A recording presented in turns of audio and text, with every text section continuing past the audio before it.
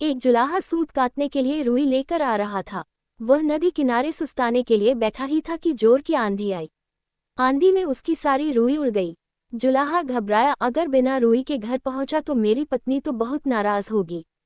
घबराहट में उसे कुछ न सूझा। उसने सोचा, यही बोल दूंगा फुरफुर। और वह फुरफुर बोलता जा रहा था। आगे एक चिड़ीमार पक्षी पकड़ रहा था। जुलाहे की फुरफुर सुनकर सारे पक्षी उड़ गए। चिड़ीमार को बहुत गुस्सा आया। वह जुलाहे पर बहुत चिल्लाया, तुमने मुझे बर्बाद कर दिया।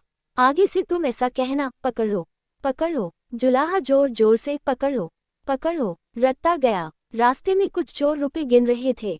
जुलाहे की पकड़ो पकड़ो सुनकर वे घबरा गए। फिर उन्होंने देखा कि अकेला जुलाहा ही चला आ रहा था।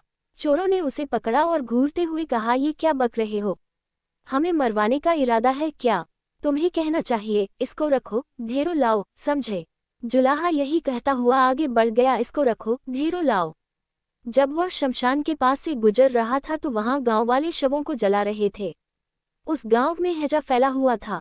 लोगों ने जुलाहे को कहते सुना, इसको रखो, ढेरों लाओ। तब उन्हें बड़ा गुस्सा आया। वे चिल्लाए, तुम्हें शर्म नहीं आती है?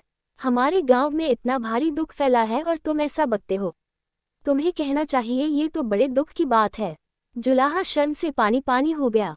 वह यही रटता हुआ आगे बढ़ने लगा, ये तो बड़े दुख की बात है। कुछ देर बाद वह एक बारात के पास से गुजरा। बारातियों ने उसे यह कहते हुए सुना, ये तो बड़े दुख की बात है, ये तो बड़े दुख की बात है।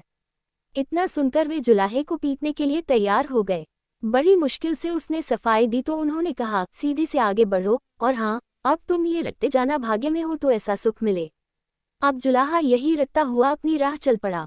चलते चलते अंधेरा हो गया। घर से निकलते समय उसकी पत्नी ने उससे यही कहा था कि जहाँ रात हो जाए वहीं सो जाना। जुलाहा थक भी गया था। वह वहां सो गया। अगले दिन जब सुबह उसके मुंह पर पानी पड़ा, तब जुलाहा हड़बड़ा कर उठा। आंखें खोली तो देखता ही रह गया, ये तो उसी का घर था और अभी अभी उसकी पत्नी ने ही उस पर पानी फेंका था।